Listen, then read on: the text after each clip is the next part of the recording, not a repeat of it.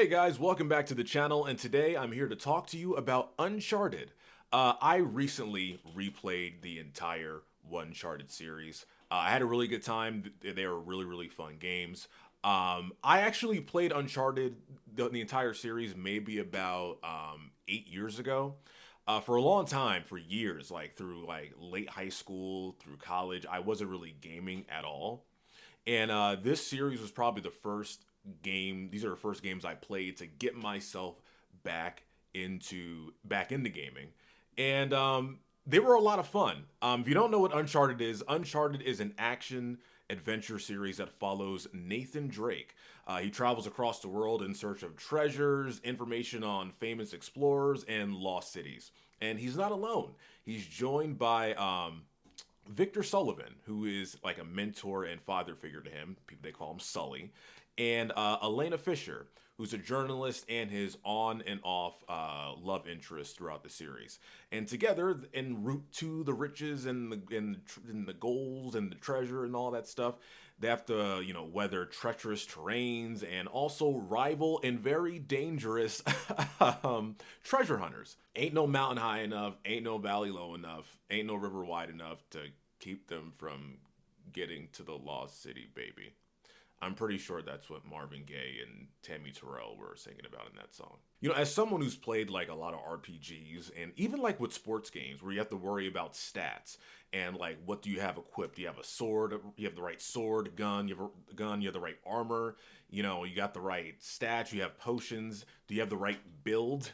It's kind of nice just turning on the game and you just go. There's just something really nice about that because sometimes when I think about like playing a game, I got to think about all the stuff I have to do just even before the action starts of the game, like getting prepared to do certain things to fight a boss. When in Uncharted, you just start wherever you left off and you just start going. You got a gun and you just go on to the next part of the game to solve a puzzle or to fight the next group of mercenaries. So yeah, this game has a lot of shooting and a lot of damn climbing. Uncharted 1, Drake's Fortune. So in Uncharted 1, Nathan Drake, Nate, is on the hunt for the lost city of El Dorado to find the treasure of Sir Francis Drake. Where I think he was thinking like he might be a lost ancestor or a lost like relative of his or whatever. It was a nice start to the series. I don't have a lot of notes to it. It was just a really cool, fun game. They just, established the characters and the relationships to each other. You kind of see that him and Sully are teammates, but he looks up to Sully because Sully's older. And then Elena, who you see probably like in the first scene of the game because they're on a boat because they were just working together. And eventually you see them get closer and you can kind of see the tension that they kind of like each other, but also like she can't really stand him or whatever. But it was a nice, fun game to start off with. The enemies were okay. I liked Eddie Raha. He wasn't the main bad guy, but he was like a villain to Nathan. But I did kind of like his character. Got killed by zombies. Really sad. The one thing I hated about this game were those damn jet skis. The jet skis were probably the worst action thing, set fighting thing that they had throughout the entire series. It's like you're going upstream on this river on these jet skis, and you also have to shoot the enemies. It was like this: you're going upstream on these jet skis, and the bad guys are throwing these explosive tanks into the water. So you have to avoid them. These little, I don't know if you call them barrels or tanks or whatever. And then if you run into it, it will explode. So you're trying to control it, and like the controls are really weird. You're trying to avoid it, and then at the same time, you got bad guys on land trying to shoot you. It was probably the worst part of action set piece or whatever of the series, and that never came back. Thank God, because those jet skis sucked. Uncharted 2, Among Thieves. And in this installment, Nate looks for the Chintamani Stone in another lost city, this time Shambhala. Nate is recruited by two people, Harry Flynn and Chloe. They want him to steal a lamp from a museum. So like when he and Harry reach the lamp at this museum, you find out that Harry was just using Drake to get the lamp, and then basically Harry escapes because they were sneaking in. Harry escapes, and then he leaves Nate behind, and Nate gets captured, and he's like imprisoned for 2 to 3 months until Sully came to get him out, with Chloe. You find out that Chloe is not really with Harry like that. Like she was kind of like playing both sides or whatever. So like she was able to like trust her again or something like that. But the funny thing about this was you find out that Harry is working with a war criminal named Lazarevich, and Nate and Sully were like, son." Like it was kind of gangster because like they wanted to get their lick back, so they just pulled up because they also won the Chintamani Stone, and they pulled up to Lazarevich and his mercenary army's camp to just cause havoc. I thought I was kind of gangster.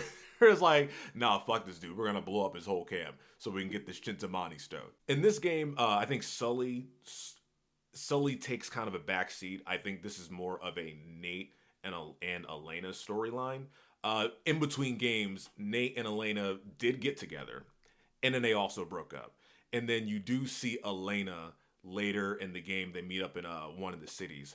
But this is more of an Elena Nate story because I think Elena is sort of more in the game, and then also at the end. And Sully is not really at the end, at the last level or at the Shambhala.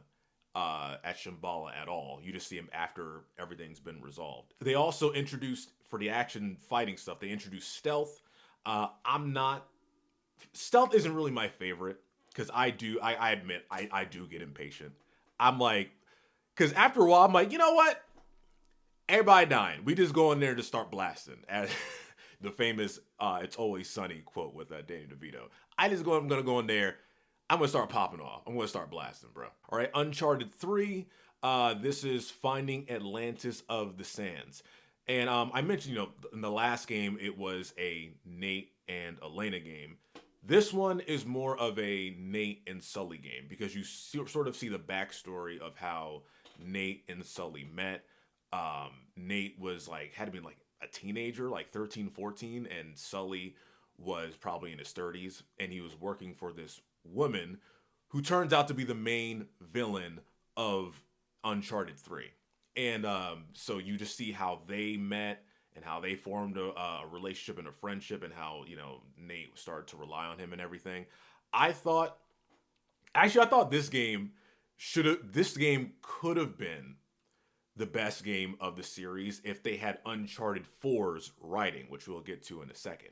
But I did like this game. I wanted to like it more. I'll talk about some of the villains later. But it was I thought story-wise and like the lore of each character, I guess, is a little bit better in this game. So at the end of 2, Nate and Elena get back together.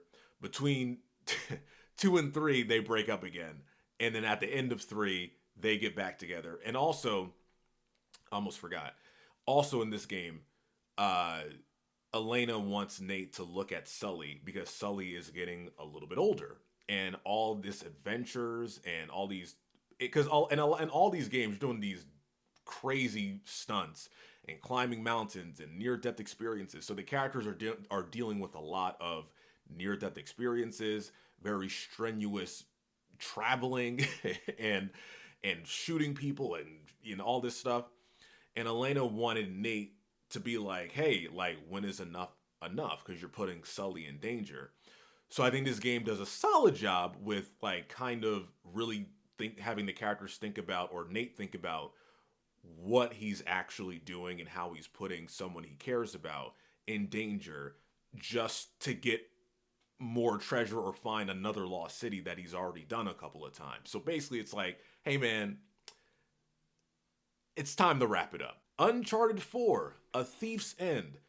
Definitely the best game of the series. So basically, Nate reunites with his brother Sam, who he thought was dead. Nate and Sam were imprisoned someplace for a while, and when Nate escaped, Sam couldn't escape. So Sam was still in prison, and he got out by this major drug lord or something like that, and he recruited him to find Henry Avery's treasure. And if he didn't find Henry Avery's treasure, Sam was going to be dead. So Sam had to pop up at where Nate was now to help to recruit him to help him find the treasure. Now at this point, Nate, was out the game. He was done. He was working on a Marine or whatever you call it. And so he was like out of the games, and then Sam came to like recruit him for this job. Uncharted 4, I think, is the most human of the series. It's the most relatable and down to earth. In the beginning, you see Nate like kind of like his life at the current at the moment. But it's like it still really wasn't the same. But he knew that he had to retire from doing all these treasure hunts because it was just like endangering his life. It was endangering Sully's life, and him and Elena got married, and you can kind of see him feel like he wasn't totally satisfied with his life, even though he felt like he made the right decision.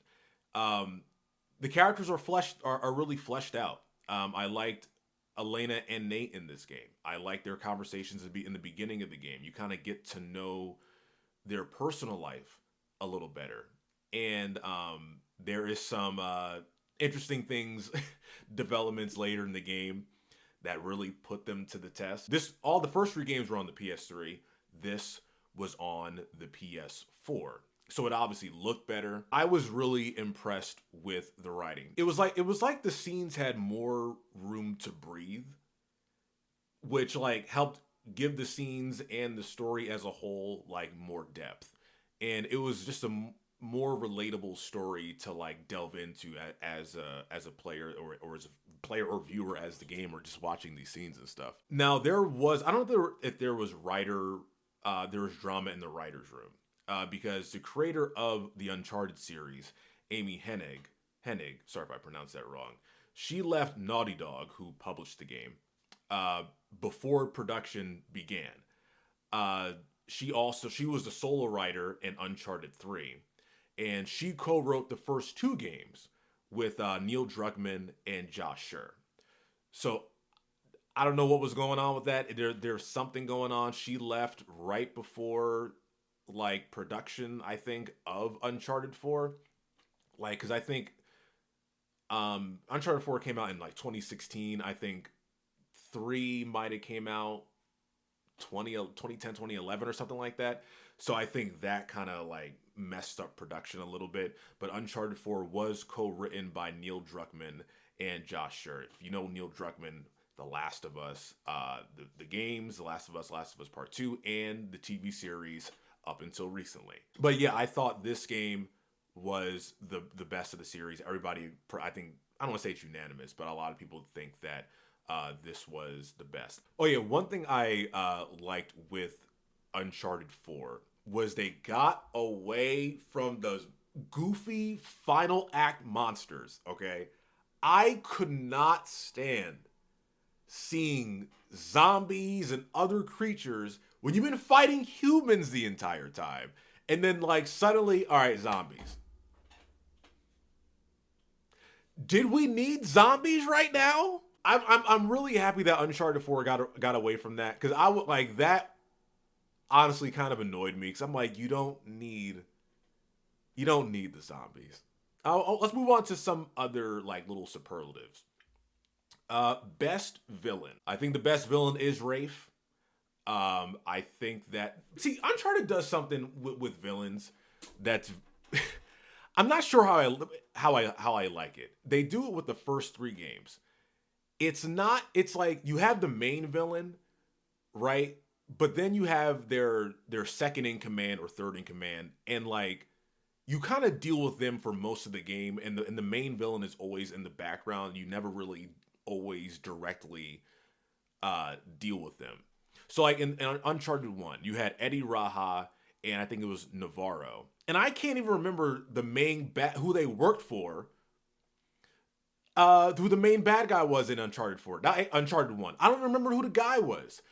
I like Eddie Raha. And Navarro was fine. But so you mainly like deal with them. Uncharted 2. Harry Flynn. And I liked Harry. He blew himself up.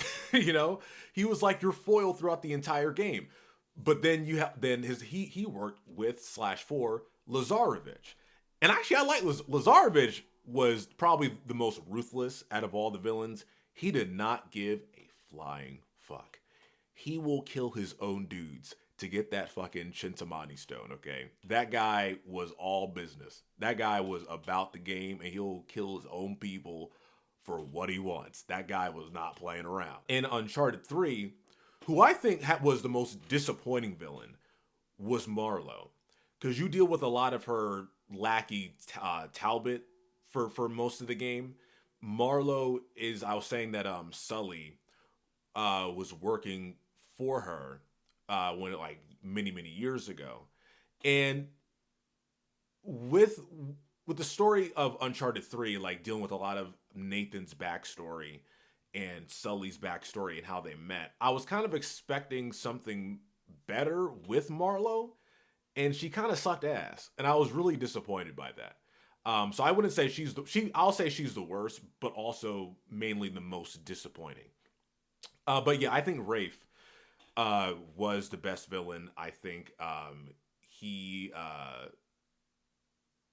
since he was in prison with Nate and Sam, years ago, there was kind of already a connection, and they kind of made him more, just made him a better character. I liked him. He was a really good character, and he also worked with Nadine, who, black woman, white actress. Laura Bailey's great. Laura Bailey's great. She's a great voice actress. Very famous one. Really good one. But white lady actress, black character. Ugh. Now I said the worst action set piece was what? The jet skis in Uncharted 1. Hated it. The best part when it came to the action, when playing, was I think the cruise ship in Uncharted 3. That was probably my favorite. It was just like, it was insane. There was RPGs, jumping from ship to ship, getting in a sinking cruise ship. That was probably my favorite. I had a really good time with that. 'Cause I was in the middle of playing it. I was like, this shit is wild. Like, this is probably my favorite part of the series so far. I really enjoyed that part of the game in Uncharted 3. Best weapon. I want to say the best weapon, maybe I'm simple. Give me the RPG, blow shit up. Boom, me happy. Is Nathan Drake and Sully good people? Are they good people for trying to pretty much grave rob, the entire time, trying to steal all these things and try to get all this treasure, and then on top of that, murdering people? Probably not. Sometimes I did wonder, who's the real enemy here, or are we any better than the people that we're shooting at? So like, at the end of Uncharted 4, when he's talking when him and Elena are talking to their daughter, do they mention that they killed a bunch of people? You know what I'm saying? You snapping necks, blowing people up. Like, what the fuck? Now, I think the last thing I'll say is when it comes to the gameplay, when it came to hand-to-hand combat, I did not like the quick time elements that they had. Didn't like it. I think they could have done better with that. I kind of wish they didn't always tell you what to do, in certain moments. I don't know if I don't know. I played it on normal. I don't know if when it came to the difficulty, if I did a higher difficulty, if they gave you like what to press or not. But yeah, I wasn't really a big fan of the quick time elements when it came to the hand-to-hand combat. Yeah, that is all I have for Uncharted. It was a lot of fun playing these 4 games and like replaying them. Just cool, just sitting down and just going on an adventure with Nate and the gang and stuff and trying to find this treasure. But yeah, until next time, this has been the Uncharted series.